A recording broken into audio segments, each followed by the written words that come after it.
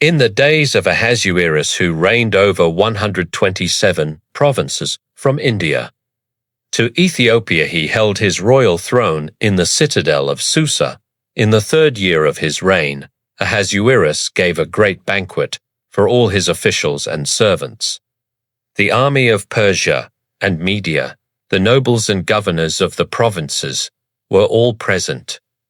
For 180 days, he displayed the riches of his glorious kingdom and the splendor of his majesty. When those days were completed, he gave a feast lasting 7 days for all the people present in Susa, both great and small, in the court of the garden of the king's palace. Lavish were the surroundings, white and blue linen hung on cords of fine linen, and purple to silver rings on marble pillars. The couches were of gold and silver, on a mosaic pavement of porphyry, marble, mother of pearl, and precious stones. Wine flowed freely in golden vessels, each different from the other. And the king gave royal wine in abundance, according to his generosity. Drinking was done according to law. There was no compulsion, for the king had instructed that each man should do as he pleased. At the same time, Queen Vashti gave a feast for the women in the royal palace. On the 7th day, when Ahasuerus was merry with wine, he commanded 7 eunuchs to bring Queen Vashti before him, wearing her royal crown to display her beauty, for she was lovely to behold. But Vashti refused to come at the king's command. The king was enraged. He consulted his wise men, who knew the times, asking what should be done to Queen Vashti according to the law.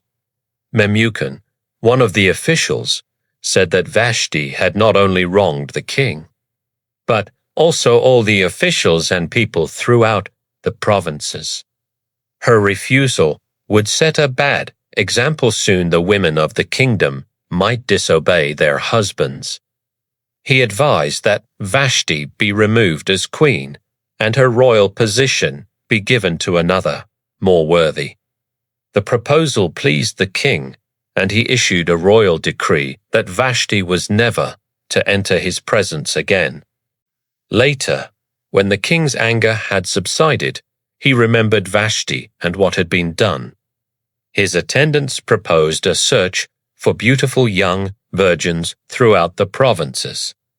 Let them be brought to the harem in Susa under the care of Hegai, the king's eunuch. The one who pleased the king would become queen. Among those in Susa was a Jew named Mordecai, of the tribe of Benjamin, who had been taken from Jerusalem during the Babylonian exile. He was raising Hadassah, also called Esther, his cousin, for she had no father or mother. Esther was lovely in form and beautiful in appearance. When the king's order was proclaimed, many young women were brought to Susa and placed under the care of Hegai. Esther also was taken. She pleased Hegai and won his favor, so he provided her with special food, assigned her 7 attendants, and moved her to the best part of the harem. Esther did not reveal her people or kindred, as Mordecai had instructed. Every day, Mordecai walked near the court of the harem to learn how Esther was and what was happening to her.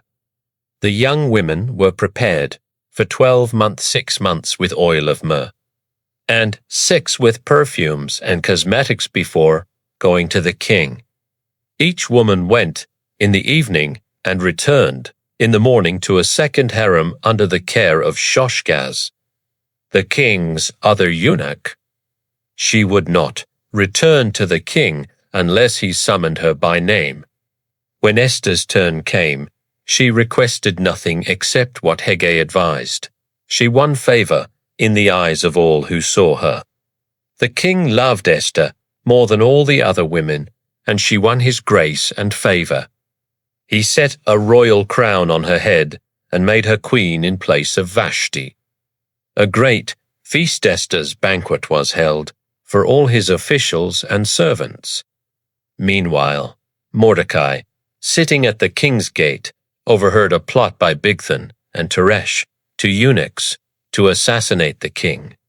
Mordecai told Esther, and she told the king, giving credit to Mordecai. The matter was investigated and found true, and the conspirators were hanged. The incident was recorded in the royal chronicles. Some time later, King Ahasuerus promoted Haman, the Agagite, advancing him above all the officials. All the king's servants at the gate bowed to Haman, but Mordecai did not. When questioned, Mordecai explained that he was a Jew. Haman, enraged, sought not only to punish Mordecai, but to destroy all the Jews in the empire. In the 12th year of Ahasuerus, in the 1st month, Haman cast the pur, that is, the lot to determine the best day to destroy the Jews. The lot fell on the 13th day of the 12th month, Adar.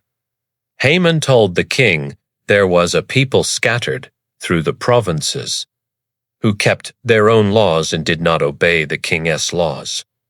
He offered 10,000 talents of silver to the royal treasury if the king allowed him to destroy them. The king gave Haman his signet ring and told him to do as he pleased.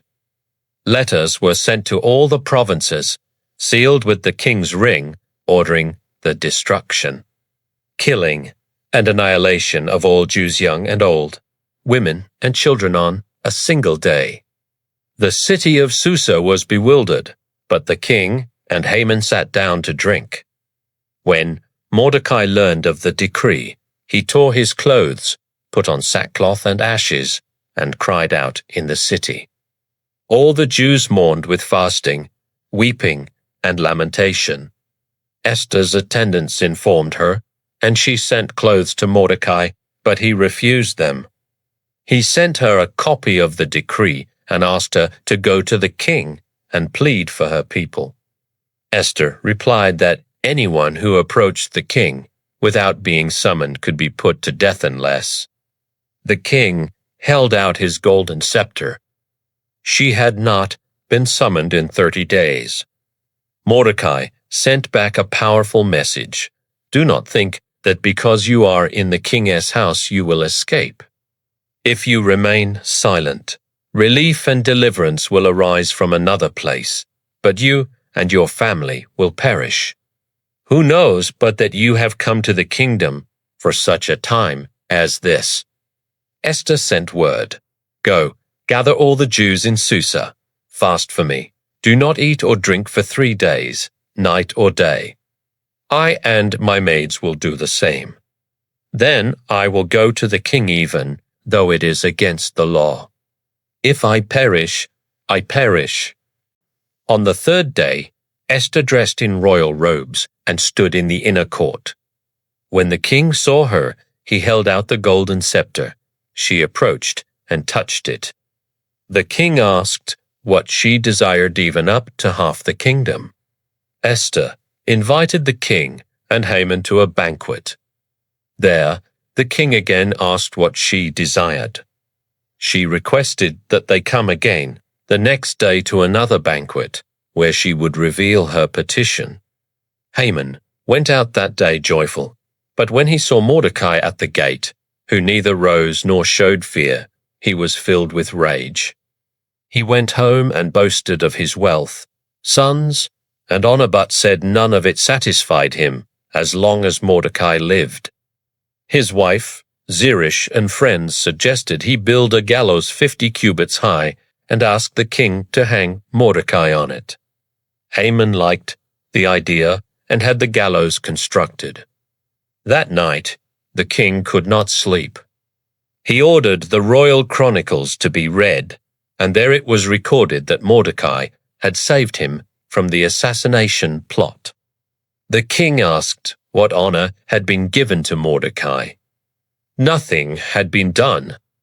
Just then, Haman entered to request Mordecai's execution. The king asked him what should be done for the man the king wishes to honor. Thinking it was himself, Haman suggested a royal robe, a crown, and a parade through the city. The king said, "Hurry, take the robe and horse as you have said, and do so to Mordecai." Haman obeyed, leading Mordecai through the city, proclaiming, "This is what is done for the man the king delights to honor." Haman returned home humiliated, and his wife warned that if Mordecai was of Jewish descent, he would not prevail. That evening, at the second banquet, the king again asked Esther for her request. She said, "If I have found favor, let my life and my people's lives be spared.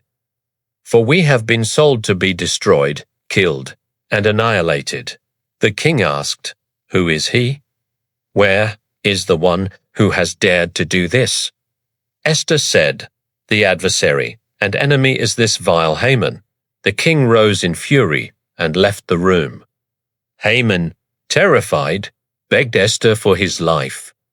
When the king returned, he found Haman falling on Esther's couch and exclaimed, "Will he even assault the queen in my own house?"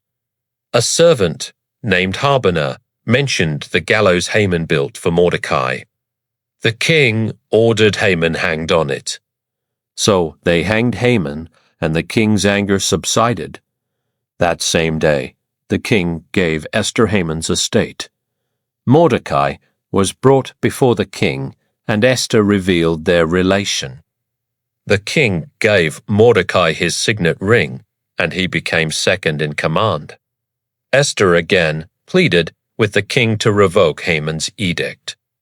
The king said the decree could not be revoked, but allowed Esther and Mordecai to write another in the king's name. Letters were sent to all provinces, allowing the Jews to assemble and defend themselves on the 13th day of Adar. Joy and gladness spread among the Jews on that day. The Jews struck down their enemies. In Susa, they killed 500 men and the 10 sons of Haman. The king asked Esther if she had any further requests. She asked that the Jews in Susa be allowed to do the same the next day, and that Haman's sons be hanged. It was granted. Altogether, 75,000 enemies of the Jews were killed throughout the provinces, but the Jews took no plunder. The days of deliverance were turned into a festival Purim named for the lot Haman cast.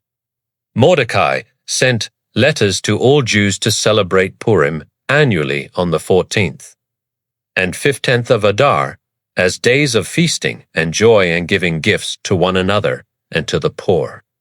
Mordecai rose to prominence, second to King Ahasuerus. He was respected by the Jews and sought the welfare of his people, speaking peace to all his descendants.